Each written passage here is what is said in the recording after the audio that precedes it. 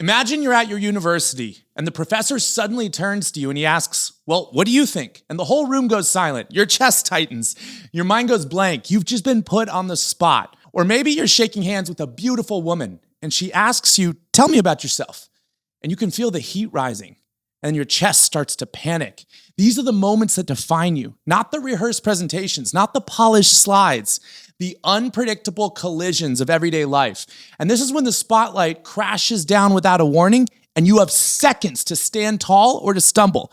And most men, they're gonna choke here, but you won't, because today, I'm gonna give you the 7 disciplines to master the unprepared moment. And by the end, you will think faster and smarter than 95% of men. These are not empty slogans. They're trained habits. And each one of these disciplines, it's gonna turn chaos into clarity. Discipline number 1 is calm the storm before it consumes you. Your anxiety is not your enemy. It's raw energy disguised as fear. The first enemy is panic. Your body thinks you're being chased by a lion. Shallow breaths, sweaty palms, dry mouth. You know what I'm talking about. Most men crumble here. The disciplined man doesn't. The task isn't to deny your anxiety. That would be to deny what makes you human. It's to redirect it, to use it, and to harness it. And you do this through deliberate breathing. Deep belly in, twice as long exhale out. And through grounding too. You touch the table. You feel your steps. Even by naming it, you could say, my heart is fast, but I am steady. That's how you rob fear of its teeth. And anxiety is not weakness. Don't make this mistake. It's proof that the stakes matter. You want to harness your anxiety. Treat it like an asset. And it's the very thing that once crippled you, and then now it's going to fuel your presence. Anxiety is not a weakness. It's the proof that you are alive to the stakes of the moment. And once that storm is tamed, you face the next enemy, which is your own voice.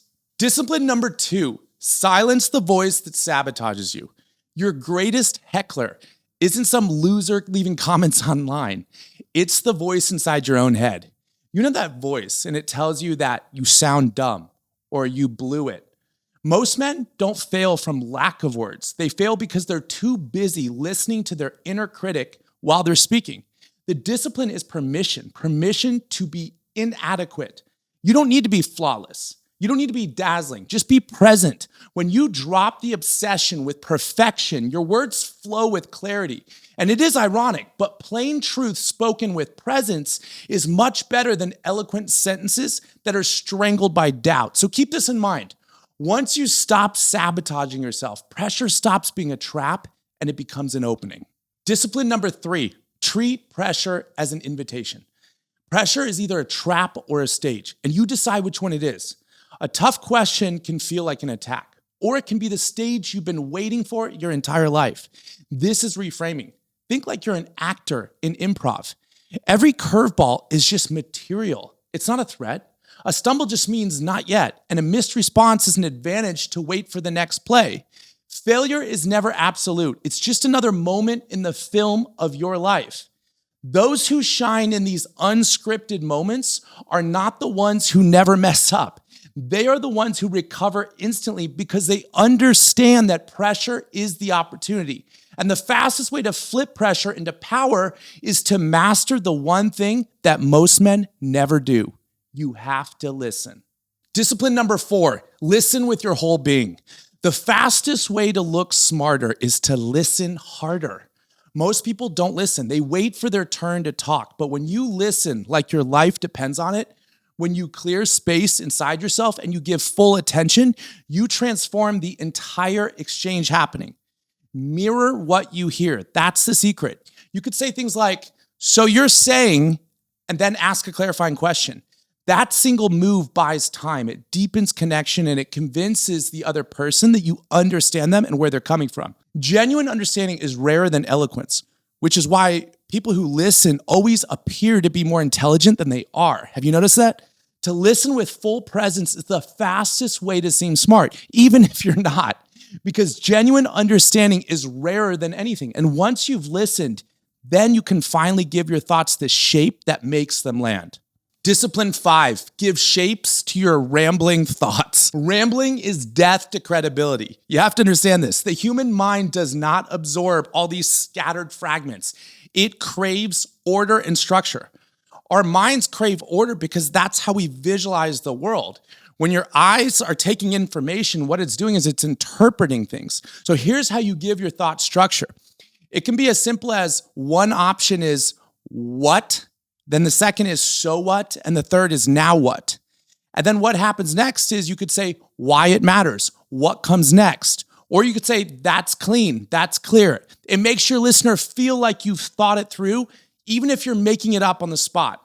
Another option is it could be problem, solution, benefit.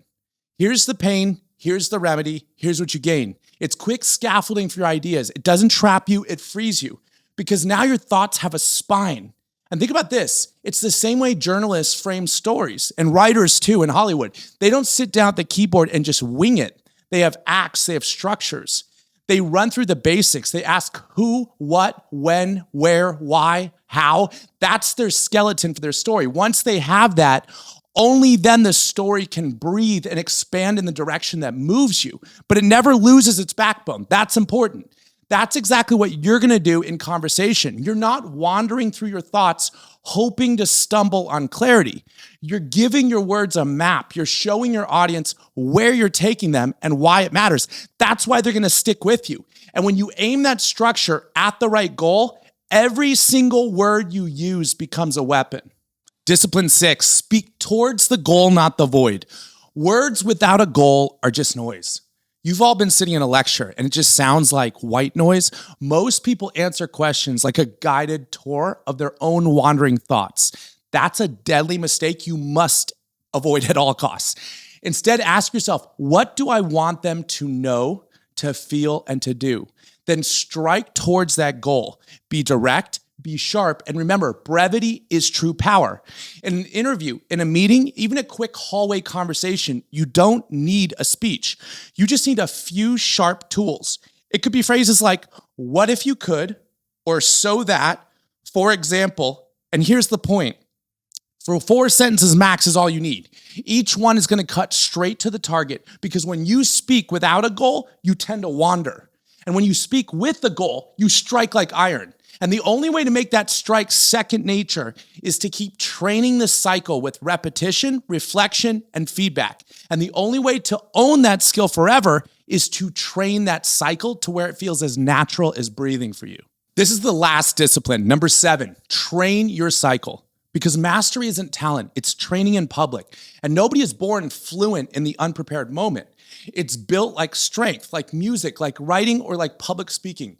Any skill that matters is built in cycles. This is the dreaded word that most people hate, repetition. I used to hate it too, until it became part of who I was. You put yourself again and again in situations where you're forced to think on your feet, then reflect afterwards, dissect it, what worked, what faltered, and lastly is the feedback stage. Ask others where you hit, where you missed. This is the crucible. Every stumble then is going to become raw material for you. And every silence that once shamed you becomes your fuel. Spontaneity isn't just a detriment. It's a gift. It's a discipline. And discipline, unlike talent, belongs to every man who's willing to train. So you want to think faster and speak smarter. Write down these 7 tricks. Calm the storm of anxiety. Silence the voice that sabotages. See pressure as an invitation.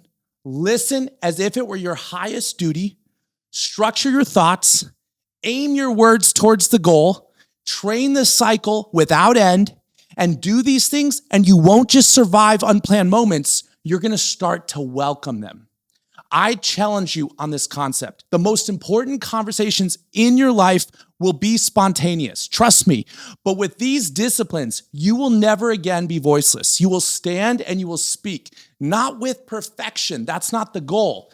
Not with rehearsal, but with presence, with clarity, and with confidence, with a mind that's sharpened by fire and practice. And if you got value from this video, I want you to subscribe right now. This is the most aspirational community on YouTube. And you can click right here to watch my last video. And remember, a man who can command the unprepared moment cannot be ignored. He writes his future in the minds of others. And that man can be you. I'll see you guys in the trenches.